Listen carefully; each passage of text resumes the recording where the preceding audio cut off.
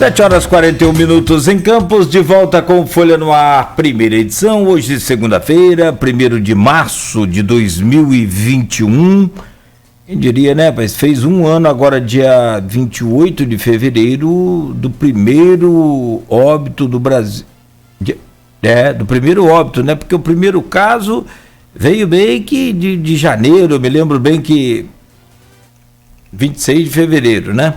Obrigado, Arnaldo. E lá do primeiro caso surgiu em São Paulo, depois em Niterói, enfim, isso ainda era final de janeiro. Mas estamos há um ano nessa luta e tem hora que eu olho assim, vejo as manchetes e as notícias, parece que não aprendemos nada com o combate ao vírus, ou, né, parece que aprendemos mais com os negacionistas aí do que com os realmente cientistas. No oferecimento dos laboratórios Plínio Bacelar, Clínica Proteus e Dedumas Baterias, é porque eu estou meio apavorado com o baile da terceira idade ontem em São Paulo. Sinceramente, fiquei meio que não acreditando na notícia. Arnaldo, nós voltamos com você e eu dou o bom dia, em definitivo, aqui ao professor Raul Palácio, reitor da Universidade Estadual do Norte Fluminense. Raul, bom dia mais uma vez, é um prazer sempre recebê-lo aqui no Folha no Ar, seja bem-vindo a este programa mais uma vez. Bom dia, Cláudio, bom dia, Arnaldo, bom dia, pessoal que está nos ouvindo e aquele que está nos assistindo pelo streaming.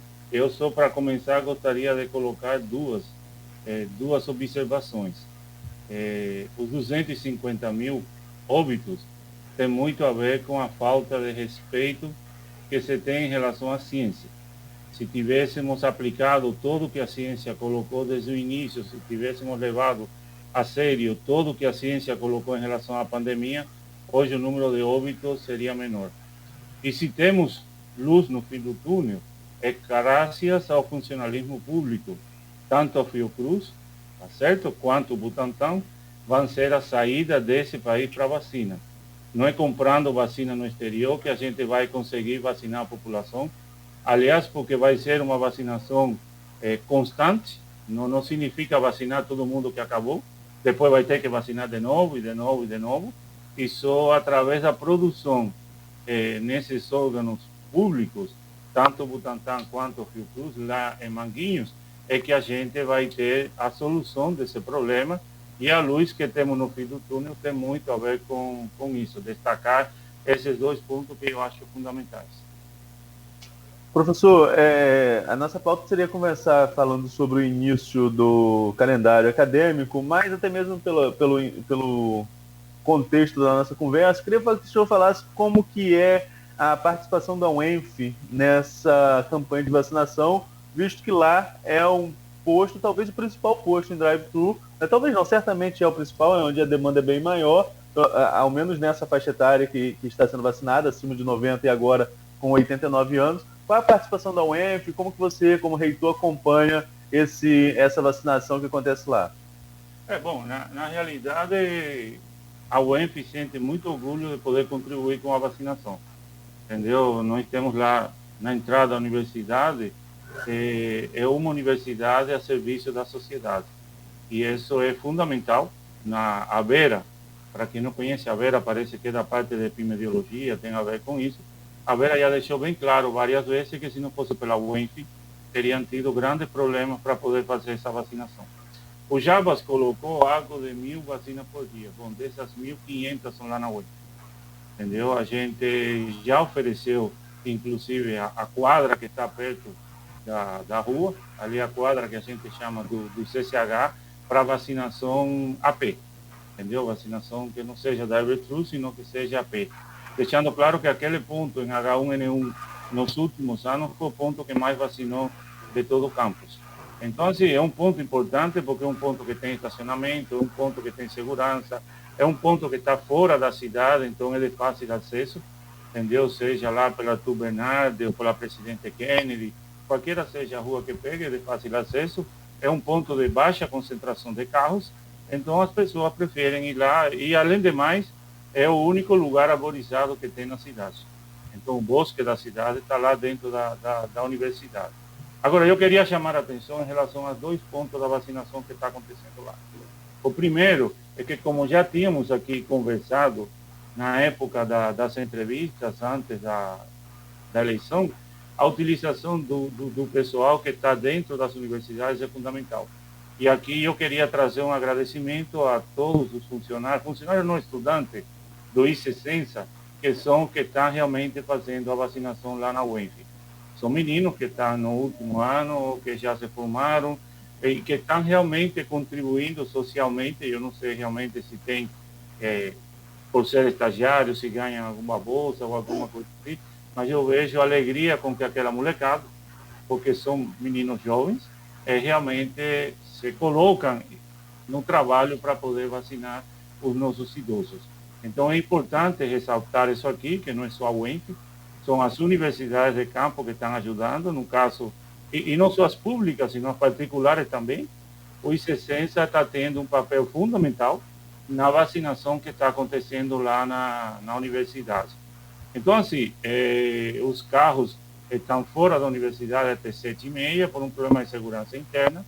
7h30 está sendo entregue uns tickets para poder fazer a vacinação, até 500 tickets são entregues, tá? E o pessoal entra, é vacinado, tem todo um contorno ali na universidade, entra a mão direita, a gente colocou toda a direção dentro da universidade no sentido só, para poder facilitar o acesso também dos professores, dos estudantes que estão indo na UENF, ou seja, a UENF nunca esteve fechada durante esse período de pandemia, mas é assim, um orgulho muito grande para a gente poder prestar esse serviço para a população. Faz parte da nossa função, o atendimento à sociedade. Professor, continuando ainda nessa questão da vacinação, só para ficar claro para quem está ouvindo a gente, quem for para lá de madrugada, chega lá 4, 5 horas da manhã, não consegue entrar na UENF. Exatamente, ou seja, é por um problema de segurança interna, porque nós não sabemos quem vai para a vacina ou quem fosse lá para fazer algum ganho, roubo, alguma coisa. Enfim, as pessoas têm uma criatividade muito grande na hora de fazer coisa ruim. Então, a universidade não permite o acesso até às 7h30, porque o primeiro dia teve carro que chegaram lá 3 horas da manhã, para uma vacinação que ia começar às 9 horas. Então, isso dificultou e muito. Então, o que está sendo feito agora? Agora, os carros fazem aquela fila lá na Bertolamengo, 7h30 abre, 7h30 entrega os tickets, os carros entram, fazem todo aquele cordão lá dentro, enfim, até chegar na vacinação. Diga-se de passagem, com muito respeito, a gente não tem encontrado as pessoas jogando papel para fora, a gente não tem encontrado as pessoas furando fila, mas isso sim, tem gente que manda a família na frente, e 9 horas da manhã chega com outro carro, com um idoso, o carro desse e entra, a cara desse e entra no carro, entendeu? Isso também acontece. E também deixando claro que os nossos banheiros, a água, tudo que a gente tem na universidade está a serviço da população, entende? Sentam-se totalmente à vontade, a universidade é pública e certamente é um espaço para a sociedade. Nós temos tido aos finais de semana muita gente que vai andar na UENF, passear os cachorros, a gente tem determinadas regras dentro da universidade, todo mundo com máscara, quem não estiver com máscara tem que sair, as pessoas não podem andar sem camisa dentro da universidade, quem estiver sem camisa tem que sair, as pessoas que andam com cachorrinho têm que andar com o cachorrinho na coleira, não podem andar com o cachorrinho solto, porque tivemos um acidente e uma criança quase se machuca por briga entre 2 cachorros, mas dentro dessa regra do jogo, as coisas estão acontecendo muito bem, eu diria. Claro que gera incômodos, entendeu? Lógico que é uma coisa assim, mas esses incômodos são mínimos em relação à satisfação de estar podendo ajudar a população. Mais uma pergunta ainda relacionada à questão da vacinação, mas aí já é direcionado à sua função de reitor na UENF. O Charbel, na semana passada aqui, o Dr. Charbel Cury, falando sobre essa questão da vacinação, ele ressaltou a importância da vacinação dos veterinários, inclusive para a reabertura, né, de alguns pontos. Ele não colocou, e aí fica a minha pergunta, tanto os comércios privados, e que muitos já estão funcionando, quanto também a reabertura do hospital da UENF, do Hospital Veterinário da UENF, que é referência para a região. Passada a vacinação desses profissionais que atuam lá, sejam eles acadêmicos ou da própria UENF, do quadro de funcionários da UENF, acadêmicos ou quadro de funcionários da UENF, há possibilidade de retomada do serviço do hospital de imediato? Bom, é bom deixar claro primeiro que realmente o hospital veterinário, ele nesse momento não está aberto ao público.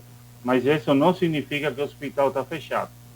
Entendeu? Nós temos projetos de extensão, principalmente com grandes animais, tá certo? O pessoal dos cavalos, vaca, enfim, pessoal de grandes animais, que estão sendo atendidos dentro da universidade porque eles não geram aglomeração.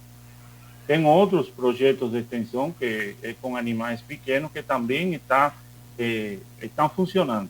Ou seja, o hospital não está atendendo a população de forma geral, mas ele não está parado.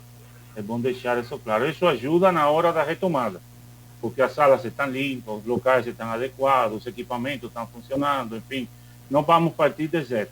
Mas é fato, a partir do momento em que a gente tenha todos os profissionais do hospital vacinados, e aí que vem o problema em todos, porque a gente tem pessoal que, por exemplo, trabalha na esterilização, que não são médicos veterinários, o pessoal que trabalha especificamente no atendimento ao público, ali na entrada, que não são médicos veterinários, o pessoal que trabalha em determinados locais de limpeza, que não são médicos veterinários, é uma nova, digamos assim, que é um novo momento que a gente vai ter que avaliar, mas eu acredito que sim, eu acredito que a gente vai ter a possibilidade de, talvez com pequenas quantidades, não vai ser para todo mundo para poder fazer, mas talvez organizando o número de casos por dia para poder atender, é uma nova opção, um novo momento que vai ter que ser avaliado, tá certo?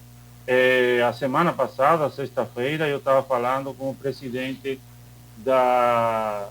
do CRMB, que é o Conselho Regional de Medicina, e ele colocava esse problema da vacinação, ou seja, tinha conseguido aquilo. Mas eu gostaria também de chamar a atenção, e chamei a atenção também do presidente, em relação a, por exemplo, alguns médicos veterinários da UENF, que o CRMB dele é de São Paulo. Então, eu acredito que não tenhamos problemas com esses médicos veterinários que são de São Paulo, toda vez que eles podem mostrar o contra-cheque da universidade. Então, é só deixando isso em consideração. É um novo momento, mas temos também que levar em consideração que tem pessoas que trabalham no hospital que não têm não são médicos veterinários, que sua função é essencial para poder ter o atendimento. Mas, de fato, é um novo momento e a gente tem que avaliar, e eu acredito que sim, que a gente vai poder, através do grupo de crise, os diferentes conselhos da universidade, avaliar a situação agora e temos uma possibilidade de, enfim, de pequenos casos, alguma coisa assim, para a gente poder colocar. Professor, a pauta desse bloco, a gente acabou invadindo um pouco assuntos relacionados à vacina, né? Vamos voltar a falar sobre vacinação, certamente, quando a gente for falar de aulas presenciais, mas antes de falar de aulas presenciais, eu queria falar sobre o calendário acadêmico. A previsão é de começar na próxima segunda-feira, não é isso? No dia 8 de março. Tem alguma possibilidade de mudança, alguma possibilidade desse calendário ser alterado, e como esse calendário vai ser executado? Na realidade, primeiro, o calendário vai ser executado totalmente remoto, ou seja, não vamos ter aulas presenciais.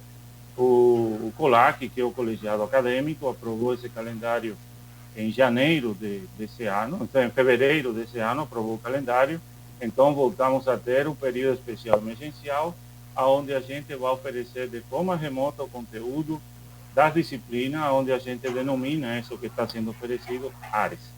Entendeu? Então, começo, dia 8, a gente teve um pequeno problema em relação à Câmara de Graduação, que solicitou um tempo a mais para poder inscrever as áreas e fazer alguma mudança dentro desse processo, especificamente relacionado com nota e frequência, mas a gente entendeu que podíamos resolver isso com o andar do semestre.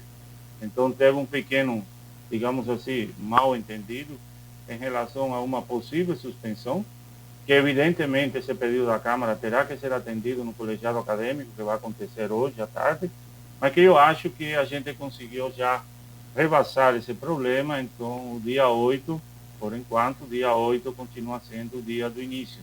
E eu acho que vamos ter sim. O dia 8 começamos as nossas áreas, muitas já foram inscritos, os estudantes já estão matriculados nessas áreas, que a gente chama de atividade acadêmica remotas emergenciais, e é uma opção que a universidade acatou, tá? Porque nos parecia justo deixar registrado para o resto do tempo que a gente não deu disciplinas durante esse período. Disciplina realmente é presencial, disciplina é a gente interagindo com os estudantes, a gente estaria enganando aos estudantes e enganando a população com o fato de que a gente está oferecendo disciplinas remotas. Dentro da nossa concepção, não existe disciplina remota. A gente tem disciplina pelo ensino semipresencial, que não tem nada a ver com isso que está sendo oferecido agora. Então, se não temos disciplina remota, teríamos que chamar de alguma outra forma. Então, o que a gente determinou foram as áreas. Lá no início, em agosto, isso trouxe algum tipo de problema dentro da universidade, mas foi todo colocado nos colegiados e hoje eu acredito que 100% tanto de professores quanto de estudantes concordam que foi uma opção adequada, tá certo? E que o resultado foi muito bom no semestre passado e a gente vai continuar. Mas, logicamente, precisa de algumas pequenas mudanças e essas mudanças vão ser avaliadas no colegiado acadêmico de hoje. Fazendo essa mudança, eu acho que fica tudo tranquilo, talvez no Conselho Universitário, que vai ser o dia 5, ou seja, na sexta-feira, a gente precisa fazer alguma pequena também, mas nada que afete o início do semestre desde nosso ponto de vista. Professor, você citou aí a questão das aulas presenciais, nós falamos sobre vacina, sobre a impossibilidade das aulas presenciais e nós já falamos sobre vacina. A UENF só volta a ter aula presencial depois de quanto por cento da população vacinada no seu ponto de vista? Ou esse ano, por exemplo, a prefeita Carla Machado, eu entrevistei no dia 1º de janeiro, na posse desse mandato, e ela descartou a possibilidade de retomada de aulas presenciais no município que ela governa neste ano, porque ela não acredita que vai dar para ter a cobertura vacinal total ainda em 2020 e 2021, devido a diversos problemas, sobretudo a produção. Como o senhor mesmo colocou aí, nós temos 2 laboratórios, mas não dá para produzir, nem tem insumo para produzir tudo de imediato. Na UENF, qual o seu ponto de vista? Dá para voltar presencialmente este ano ou tem aí uma perspectiva de X% da população vacinada para se voltar às atividades presenciais? Bom, na realidade é o seguinte, primeiro quem decide é o colegiado universitário, não é o reitor. Mas, na minha opinião, até que a gente não tenha toda a comunidade vacinada, a gente não pode voltar. Nós não podemos ter o risco de ser um ponto focal de crescimento da vacina. A universidade recebe estudantes do Brasil como um todo. Então, nós temos estudantes, por exemplo, em Araraquara. Então, como é que a gente vai trazer esses estudantes de Araraquara se nós não sabemos como é que está a vacinação? Então, diferente às escolas municipais ou escolas estaduais, que só atende a pessoas da região, a gente atende pessoas do Brasil como um todo. A nossa parte da comunidade, da parte dos professores e técnicos,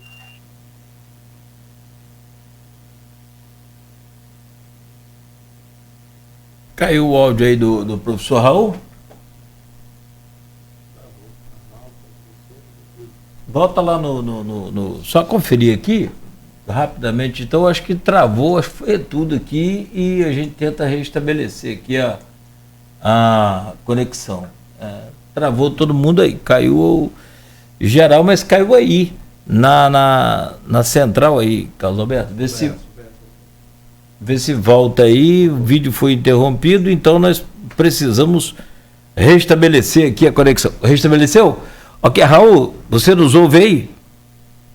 Não. Bom, são 8 horas em Campos. Vamos fazer o seguinte, para não perder tempo aqui com essa queda da conexão, a gente faz um breve intervalo comercial, vamos restabelecê-la e assim que a gente restabelecer, a gente volta com o Folha no Ar, primeira edição, que hoje recebe o professor Raul Palácio, reitor da Universidade Estadual do Norte Fluminense. Pedimos desculpas, né? Naturalmente, infelizmente, essas quedas aí são inevitáveis. Oferecimento dos laboratórios Plínio Bacelar, Clínica Proteus e Dedumas Baterias. Sua conta de luz pode estar mais cara do que uma prestação dos equipamentos de energia solar. Não acredita? Então fale com a Eletricampos e faça um orçamento. É rápido, fácil e de graça. Ligue ou chame no WhatsApp 3033-2213. Energia solar não é